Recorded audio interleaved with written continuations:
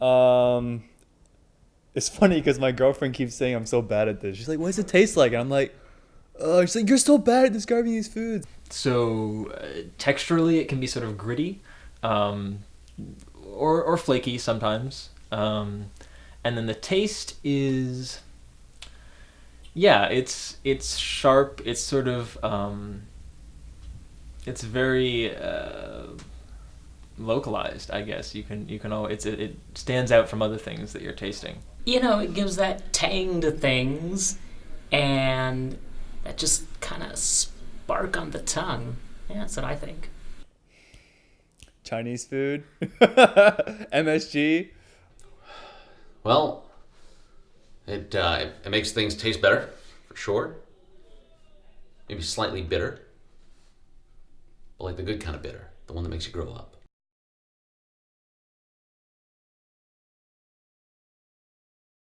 But what about salt? Salt. Salt. Salt. Salt. Salt. Salt. Salt. Salt. Salt. Salt. Salt. Salt. Salty. Salt. Salt. Salt. It has to be America's favorite flavoring. But what about the people who want to cut down on salt? Teaspoon of salt, tablespoon of salt, sprinkle on salt to taste. But like, what even is salt?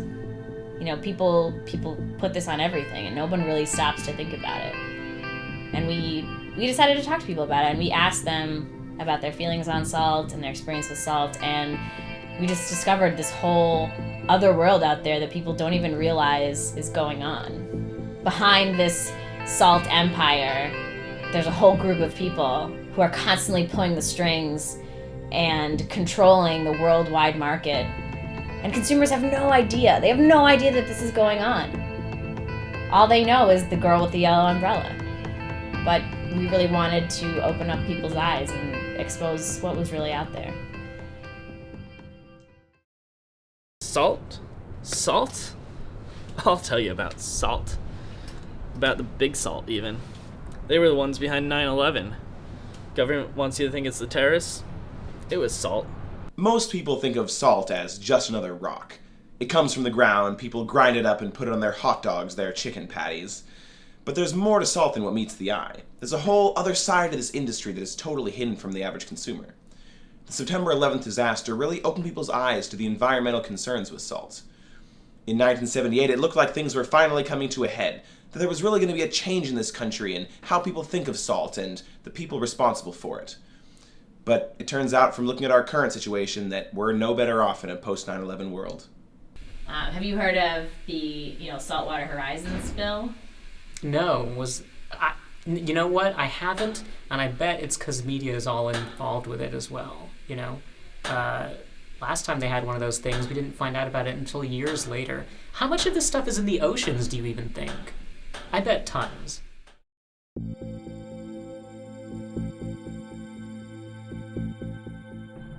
Salt continues to spill into the ocean at an alarming rate. Scientists are not sure how all this salty water could end up affecting marine life.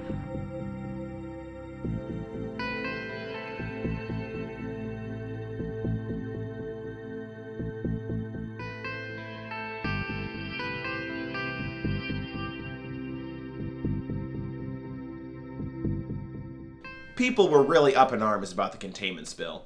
But what they don't realize is the United States government has been purposefully putting salt in the oceans for years. Even since before the start of the Cold War. It's all a big sham. Fucking Congress is bought. Salt executives want you to believe the terrorists did the 9/11 job. It was Big Salt. We all know it was Big Salt.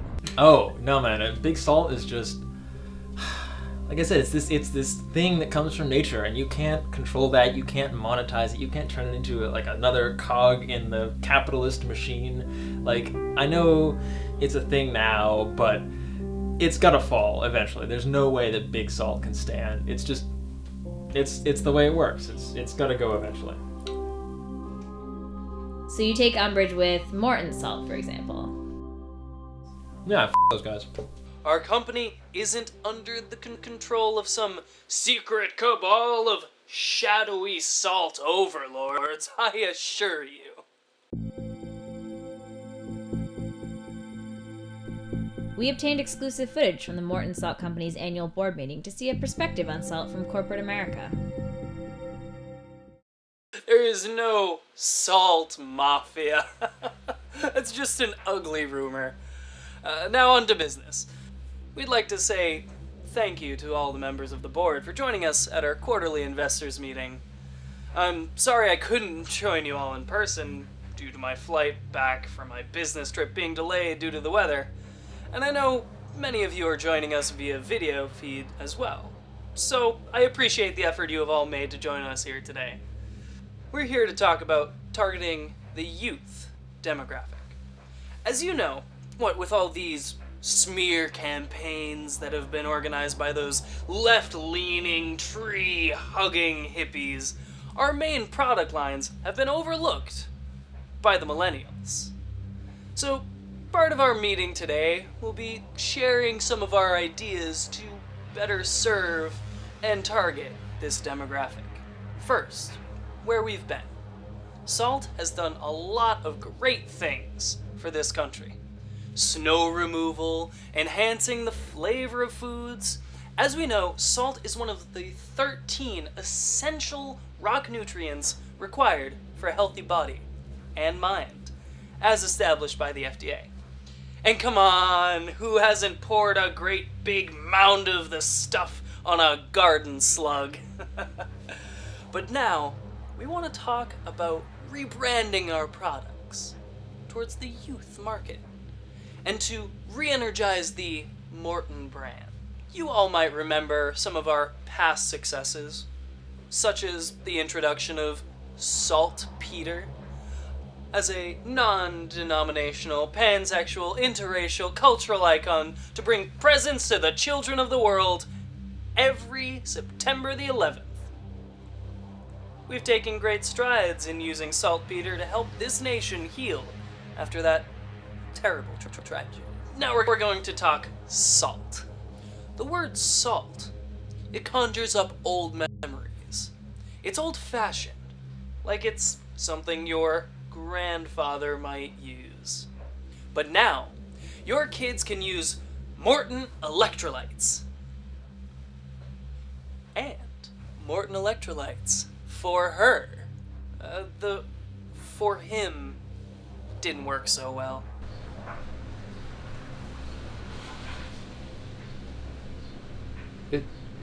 It smells like sweat. Now, on to more marketing. I know I shouldn't be saying anything political while I'm on the record, but these crazy salted nuts really helped us out. Some people might call us crazy salted nuts like we're some type of cult, but we're really not.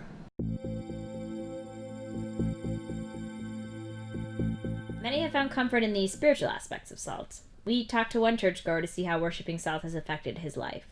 I'm a member of Church of Salientology, and this is our lovely salt temple. And here, I feel like the family I never had is here.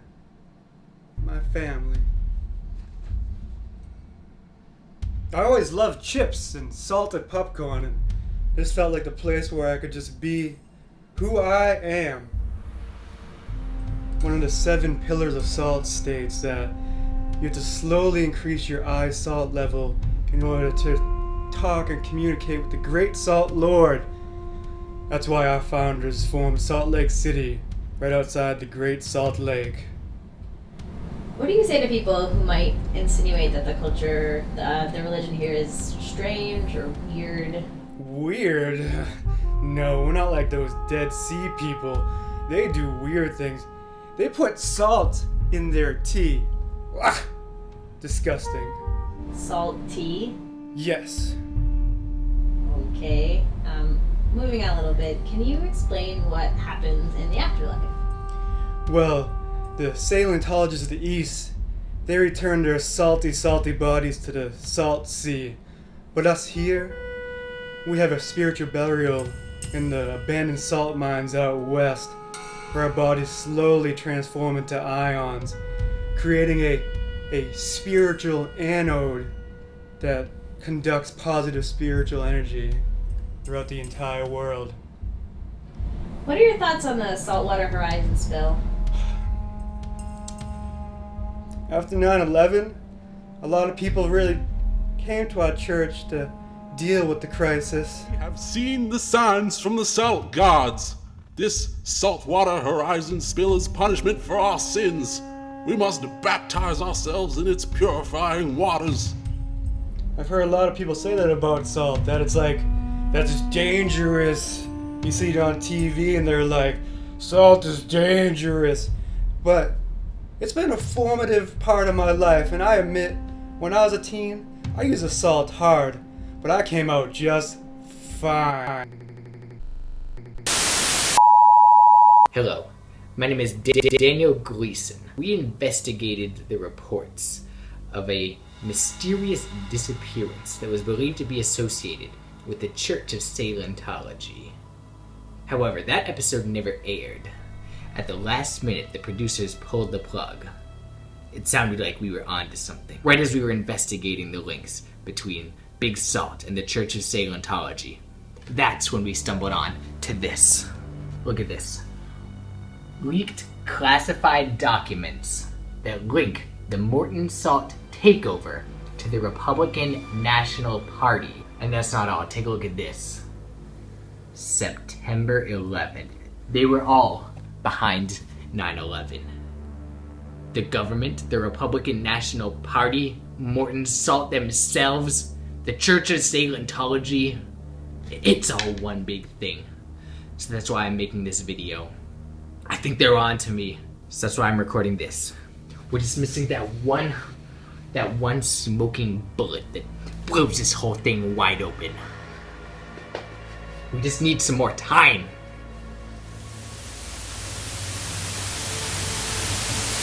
And we went through a lot of salt. Now, this is something that we in the Commonwealth are trying to move away from, because we know that there's a lot of environmental concerns with using so much salt and just dumping it on the ground. Sick of the government's telling me that, there's nothing wrong. We're not running out of salt. But you know what? I know what that means. The price keeps going up, and they're telling us not to panic. That means panic. Don't they see these people controlling everything behind the scenes? They're all around them. See them every day. Familiar faces, pulling the strings. He's right, The nut. There's no such thing as the salt mafia. Those people you see on the street, shouting out, "The Morton Salt Company is going to destroy American society." These people are right. There is a conspiracy. So you're being like audience, you're being deceived, without using the word audience, but like you're being deceived. This is all a big sham. We have been financing the operation since the very beginning. Pretend like you know a bunch of stuff. Feel the need to disguise your voice or put you in shadow or something. I'm just making shit up. Yeah. No, we're just gonna. In character. Relax, be natural.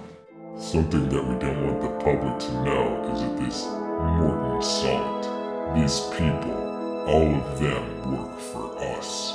We're running the show.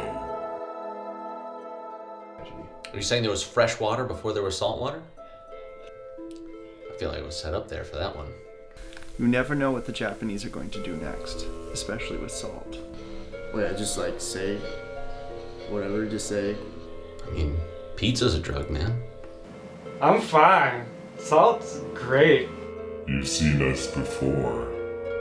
You've seen us before. You've seen us. So I don't even really think it has a taste. It's more that everything that doesn't have it tastes like shit.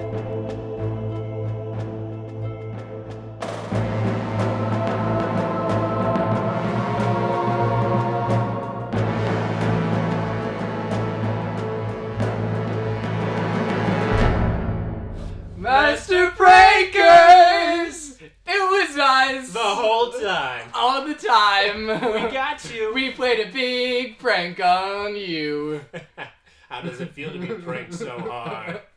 What a dumb fuck would believe that a comedy group only does salt-based humor? What the fuck? You really gotta work on your screening process, guys. This was too easy. Especially when we call you up and say, hey, can we have a second, comedy group? With, all the same people? You suspected nothing! you made it too easy. You're just too prankable. So yeah, that's we got you. Yeah, you got pranked, is what we're saying. Master Prankers is a joke. It's just us the whole time, and we're gonna show a bunch of terrible sketches to prove it.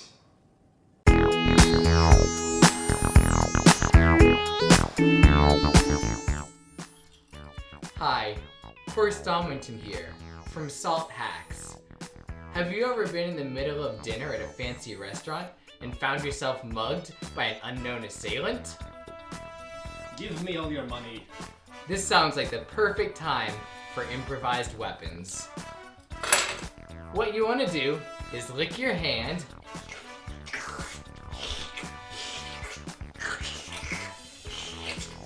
and dip it in your bowl of table salt. Then give that mugger a big ol' slap. Ow! The table salt makes it hurt more. Oh boy, that sure stung a bunch. Stay tuned for more salt hacks. Oh.